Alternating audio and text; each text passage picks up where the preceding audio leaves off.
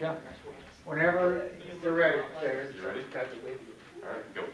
They are Americans in their heart, in their minds, in every single way but one, on paper. This was said by President Barack Obama on June 15, 2012, as he was introducing the newest immigration law.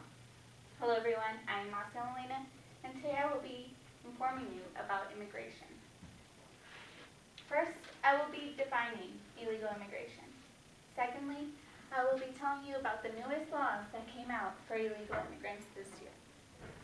And for my third main point, I will show you how illegal immigration can affect today's politics. With that being said, let me explain to you what illegal immigration means. Many people do not know what illegal immigration is. Well, the dictionary definition of illegal means unauthorized or without authority. And the dictionary definition of immigration means someone that immigrates to one country, usually for permanent residence. On January 2005, the U.S. Department of Homeland Security made a population estimate, and there were 10.5 million illegal immigrants residing in the U.S. at that time. 6 million of those were from Mexico. 1.4 million were from Central America, 1.4 million from China, and 1.4 million from India. With that being said, let me explain to you my second main point, which is some of the newest immigration laws that came out into effect this year. One of the biggest immigration laws that came into effect this year was the Childhood Deferred Act. President Barack Obama established this law on June 15, 2012. This law came into effect on August 15, 2012. What it does, it gives people a work permit for 2 years and a social security number. The illegal immigrants that can qualify for this must have come into the U.S. before they were 16 years of age, must be living here for at least 5 years, and must have graduated from a high school or be a military veteran, and have to be under 30 years old with a clean record. So a lot of people think, why did President Barack Obama do this and overpower the Congress? Well, he didn't even pass this through Congress. He just made the law by himself. He thought that if he would put this through Congress, they would probably deny it, like they had with all of the illegal immigrant laws. What this law does is it can create jobs for many people. And the Pew Hispanic Center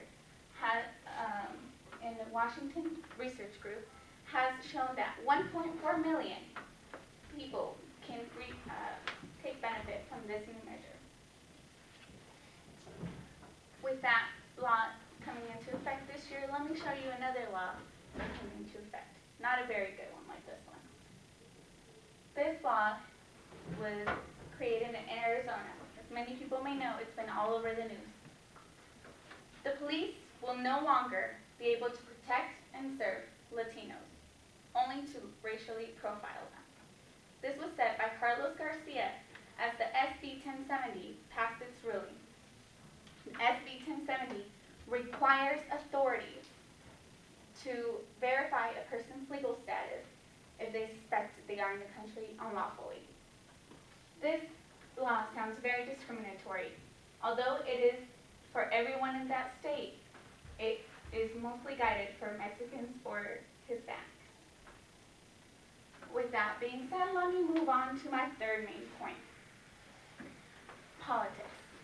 Everybody knows this year's election. Well, how does illegal immigration affect your election? Spanish is the language of our heritage. English is the language of opportunity. This was said by Mitt Romney as he was quoting a friend on a Spanish candidate forum.